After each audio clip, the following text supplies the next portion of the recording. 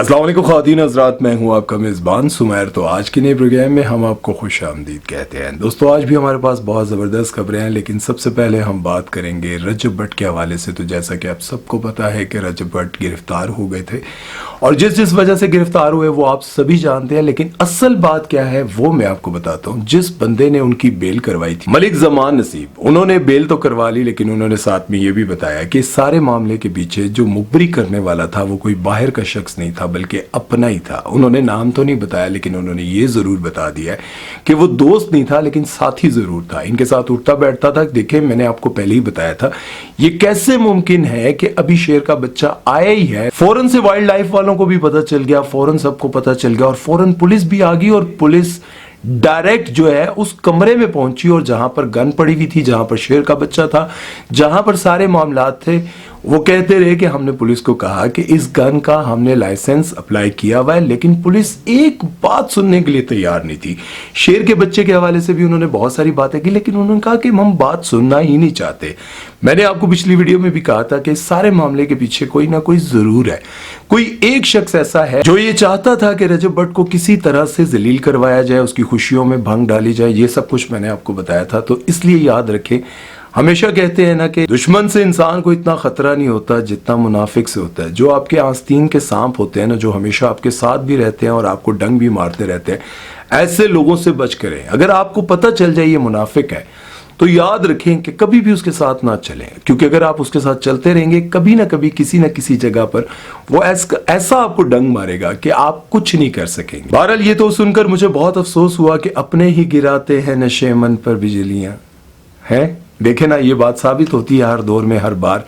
बहरहाल, चलते हैं नेक्स्ट खबर की तरफ और बात करते हैं नादिया अफगन के बारे में। तो जैसा कि आप सभी जानते हैं कि नादिया अफगन पहले शायद इतनी मशहूर नहीं थी, लेकिन अब आकर वो काफी मशहूर होने लग गई हैं। काफी सारे ड्रामों में, काबली पुलाव में उनका किरदार बड़ा मजे का था।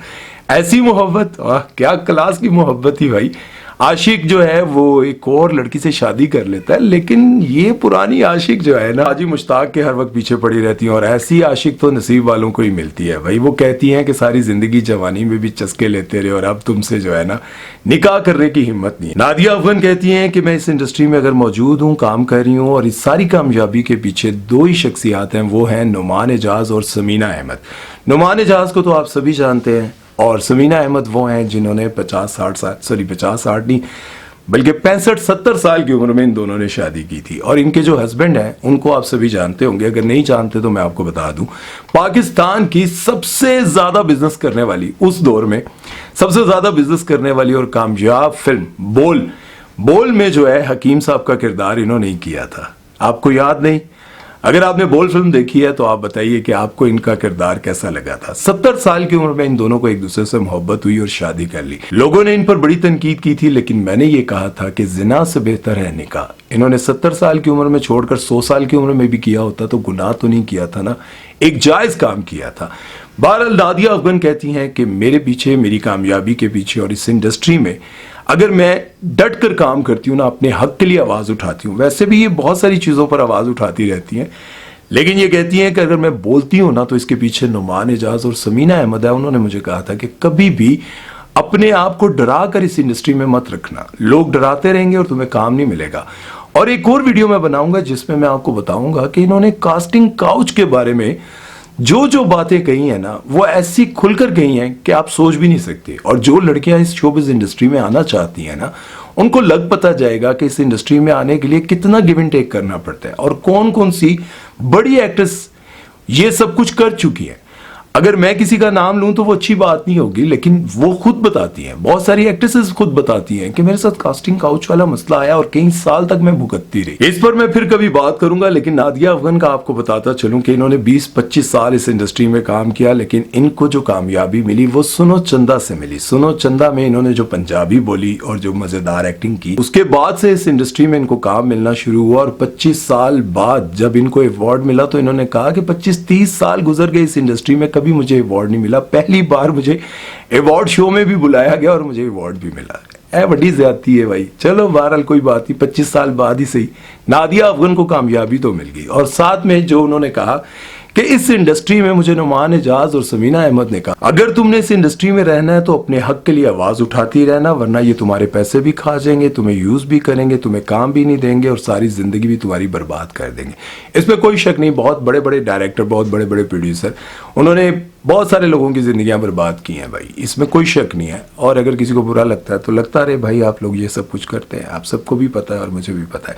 बहरहाल नादिया अफगन जबरदस्त लगी रहे, आप बहुत अच्छा काम कर रही हैं, इसी तरह करती रही तो एक दिन कामयाब हो जाएगी, बड़ी स्टार बनेगी। अरे यार मजाक कर रहा हूँ, मुझे पता है वो बहुत बड़ी स्टार है, हमारे बचपन से वो बड़ी स्टार है।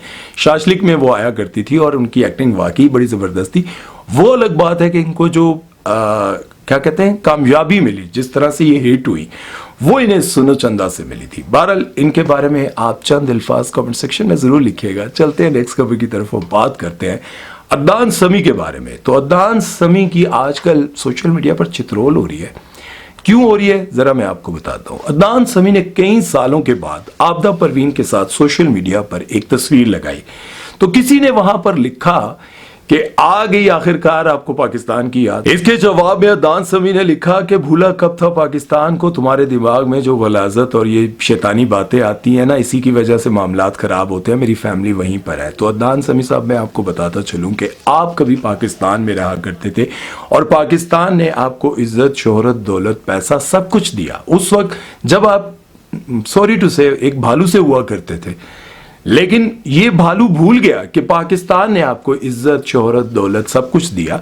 उसके बाद आप इंडिया जाते हैं और इंडिया जाने के बाद आपके गानों को क्लिक मिल जाता है, आपके गानों को ऐसा सुना जाता है कि हर तरफ आपकी बैजा बैजा हो जाती है। अमिताभ बच्चन, बड़े बड़े स्टार्स आपके गानों में और आपके साथ गाने भी गा रहे हैं।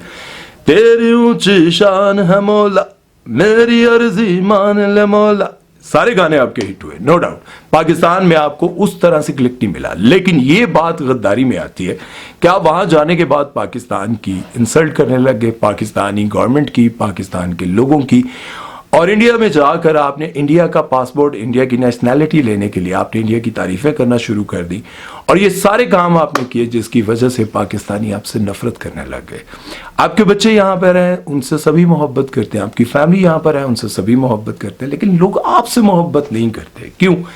क्योंकि आपने नेशनैलिटी लेने के लिए वो सारे घटिया काम किए जो आपको नहीं करने चाहिए थे। आपने इंडियन नेशनैलिटी हासिल करने के लिए खुद को इतना गिरा लिया कि जब भी इंडियन आर्मी पाकिस्तान पर अटैक करती और पाकिस्तानी फौजी शहीद होते तो आप हमेशा इंडिया की तरफदारी करके कहते थे वेल डन, वेल डन, बहुत जबरदस्त। इस तरह से तारीफें कर करके आपने नेशनैलिटी ली। अब जब आपको, मेरा ख्याल है वहां पर कोई आपके साथ प्रॉब्लम है, जब भी आप पाकिस्तान के लिए इस तरह से बातें कर रहे हैं, वरना मुझे नहीं लगता कि आप कभी पाकिस्तान के हक में बात भी कर सकते थे।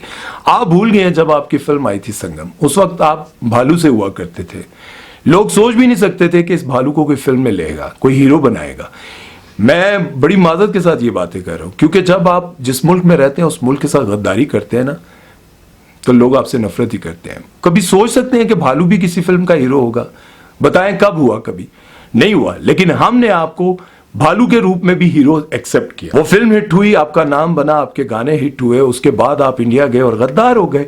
आज आप आबदा परवीन के साथ तस्वीरें लगाकर कहते हैं कि आबदा परवीन भी तो इंडिया गई थी, आतिफ असलम भी गए थे, बहुत सारे हमारे लोग गए थे जिनका नाम था, लेकिन वो पाकिस्तान वापस आ गए। उन्होंने पाकिस्तान के खिलाफ कभी बात नहीं की, बल्कि आतिफ असलम से कई बार, शोएब अख्तर से कई बार पाकिस्तान के खिलाफ कोई ऐसी बात निकलवाना चाहते थे, लेकिन उन्होंने हमेशा प्रेस वालों को मुंह तोड़ जवाब दिया। लेकिन आप इनके बारे में आप लोग कमेंट सेक्शन में अपनी राय जरूर दीजिएगा। अदनान समी साहब के बारे में, वैसे मैंने इनको भालू भालू इसलिए कहा है क्योंकि मुझे गुस्सा था, क्योंकि इन्होंने पाकिस्तान के खिलाफ बहुत जहर उगला है।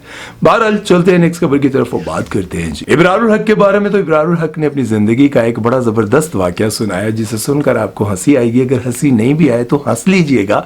जरा हसन ना मेदा खुलता है, थोड़ी कब्ज ठीक हो जानी है।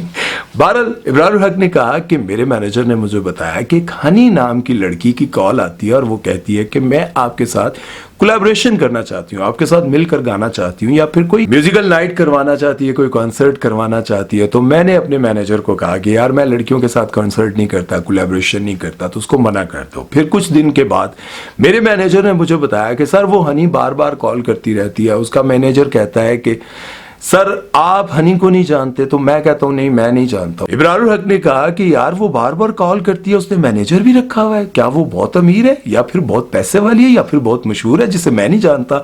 सर उसका मैनेजर भी यही कहता है, क्या तुम हनी सिंह को नहीं जानते? और कहा पागल, तुझे हनी सिंह का नहीं पता? हनी सिंह कौन है? उन्होंने कहा ओ खोते, तू मुझे पहले बताता हनी सिंह की कॉल थी। वो बड़े हैरान हुए, हनी सिंह जो है इब्रार हक को फोन कर रहे हैं बार बार, और इब्रार भाई का मैनेजर हनी सिंह को जानता ही नहीं है। तो इब्रार भाई को सोचना ये चाहिए कि आपने जिस मैनेजर को रखा हुआ है वो शोबिज़ इंडस्ट्री के लोगों को जानता ही नहीं है, तो आपने कैसा मैनेजर रख लिया भाई? कम से कम ऐसा मैनेजर रखना चाहिए जो कम से कम सिंगर्स को तो जानता हो, क्योंकि आपको जब भी कॉल आएगी इसी तरह के लोगों की कॉल आएगी, लो जी मेरे को मंग लेना सी, मैं तो इब्रार भाई का पॉडकास्ट भी किया सी। जब मैंने इब्रार भाई के साथ पॉडकास्ट किया था और उनको मैंने बताया था कि आपके बहुत सारे गाने इंडिया वालों ने चोरी किए हैं, तो इब्रार भाई ने कहा चोरी का अल्फाज ना लगाए, ये अच्छी बात नहीं है। लेकिन जब मैंने साथ साथ बताना शुरू किया कि ये गाना भी आपका चोरी हुआ, ये गाना भी चोरी हुआ, ये गाना भी चोरी हुआ, तो एंड पर उन्होंने कहा कि भाई ये तो चोरी ऊपर से सीना चोरी है। इन्होंने तो, मुझे तो पता ही नहीं था कि यार मेरे इतने गाने चोरी हुए हैं। यकीन करें वो तो बड़े हैरान थे कि सुमैर तुम्हें इतने गानों का पता है जो इंडिया वालों ने मुझसे चोरी किए, मुझे तो एक दो का पता था। वो बड़े हैरान थे और आप जानकर हैरान होंगे कि उनको इस बारे में कख नहीं पता था कि उनके कितने गाने कॉपी करके वहां पर ये रिलीज किए गए इस तरह से कि ये हमने खुद लिखे हैं। और बहुत सारे बड़े बड़े सिंगर्स तो ये कहते रहे कि हमें तो पता ही नहीं है कि ये इब्रारुल हक ने गाया है। ऐसा कैसे हो सकता है? जो बंदा सेम टू सेम गाना कॉपी करे, छापा मारे और उसके बाद रिलीज करे सेम, और वीडियो भी सेम हो, तो बंदा कहे मुझे पता ही नहीं, मैंने तो ख्वाब ही चाया सी। यही गल है, थोड़ी ख्वाब ही और कुछ नहीं आया। चलते नेक्स्ट खबर की तरफ, वो बात करते हैं माहिरा खान के बारे में। तो माहिरा खान ने कितना बड़ा इंकशाफ किया जिसे जानकर आप काफी हैरान होंगे। वो कहती हैं कि जब मैं वीजे थी आज से 15 साल पहले, खैर उन्होंने तो नहीं कहा मैं वीजे थी, कह रही हैं कि जब मैं अपने दोस्तों के साथ एक स्टूडियो में गई और वहां पर इंडिया के कुछ लोग बैठे हुए थे और उन्होंने कहा कि आप इंडिया में काम करना पसंद करेंगी क्योंकि आपकी जो लुक है और आपका जो अंदाज है वो बिल्कुल मधुबाला जैसा है। तो वो कहती है हाँ मैं तो मधुबाला ही हूँ, मैं तो बचपन से ही मधुबाला हूँ, क्योंकि वो बहुत बार बता चुकी थी कि मैं उनकी बहुत बड़ी फैन हूँ, उनको बहुत ज्यादा फॉलो करती हूँ। उन्होंने कहा कि अगर आप इंडिया आए तो इंडिया आने के बाद हम आपको संजय नीला बंसाली से मिलवाएंगे, वो आपको बहुत बड़ा प्रोजेक्ट दे देंगे क्योंकि वो आप जैसी ही लड़की को तलाश कर रहे हैं। उन्होंने इंटरव्यू में बताया, मैं सुनकर बड़ा हैरान हो रहा था क्योंकि मुझे यूं लगता है कि 15 साल पहले तो उनकी फिल्म भी नहीं आई थी बोल, मेरा ख्याल है नहीं आई थी। आप लोगों को याद है 15 साल पहले बोल फिल्म आई थी? क्योंकि बोल से पहले तो ये विजय थी और उस वक्त तक तो इनको कोई जानता भी नहीं था और ना ही इनको कोई इतना ज्यादा काम मिलता था। और जैसा कि मैंने आप सबको पहले बताया था, हैरान कुन बात यह है कि उस फिल्म में इनका किरदार इतना ज्यादा नहीं था, मतलब इनका छोटा किरदार था। और हुमायमा मलिक जो कि उस फिल्म में मेन किरदार अदा करी थी, फेरोज खान की बहन, और इनका किरदार छोटा था। लेकिन आज देख लें हुमायमा मलिक कहीं गुम सी हैं और माहिरा खान हर जगह पर छाई हुई हैं। वो कहती हैं कि उसके ठीक 5 साल बाद जब मैं इंडिया गई फिल्म रईस करने के लिए शाहरुख खान के साथ, तो वही लोग आए और उन्होंने कहा कि एक तो आपकी ख्वाहिश पूरी होगी और अब हम आपको मिलवाएंगे संजय लीला बंसाली के साथ। यार एक तो मुझे उनका नाम लेते हुए जरा ना प्रोनाउंसिएशन में मसला हो जाता है, मुश्किल नाम है। कहती हैं कि जब मैं वहां पहुंची और उनसे मेरी मुलाकात हुई तो उन्होंने मुझे उस वक्त कहा कि आप फिल्म हीरा मंडी में काम करेंगी। अब ये बात जानकर तो मैं हैरान हूं क्योंकि यहाँ पर और भी बहुत सारी एक्ट्रेसेस कहती रहती हैं कि हीरा मंडी का फलां कैरेक्टर मुझे ऑफर हुआ था। बहुत सारे लोग कहते हैं हीरा मंडी में मुझे फलां ऑफर हुआ था। इमरान अब्बास ने भी कई बार कहा कि उस फिल्म के लिए मुझे कास्ट किया गया था। और भी बहुत सारे एक्टर और एक्ट्रेसेस कहती रहती हैं कि मुझे फिल्म हीरा मंडी के लिए कास्ट किया गया था।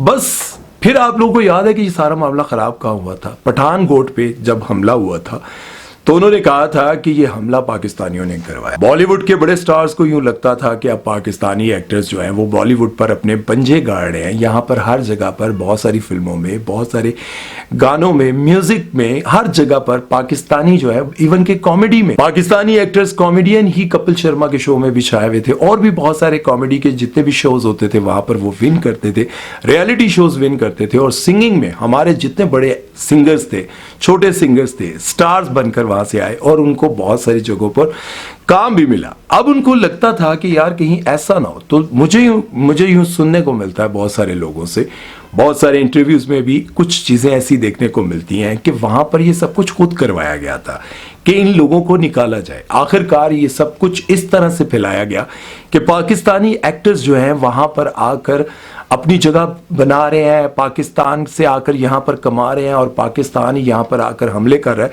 ये सब कुछ फिर दिखाया गया था और आखिरकार पाकिस्तान को वहाँ से, पाकिस्तानी एक्टर्स को रातों रात वहाँ से निकलना पड़ा, पाकिस्तान वापस आना पड़ा।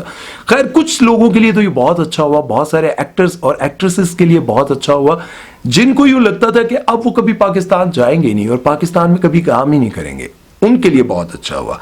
बहरहाल अगर हम बात करें माहिरा खान की, तो माहिरा खान ने एक और इस इंटरव्यू में कहा कि मुझे बहुत फ़ख्र महसूस हुआ जब मैंने अपनी सेकंड मैरिज पे अपने बेटे को खुद को रुखसत करते हुए देखा। मतलब मेरा बेटा जब मुझे रुखसत कर रहा था ना, तो मुझे बहुत अच्छा लग रहा था।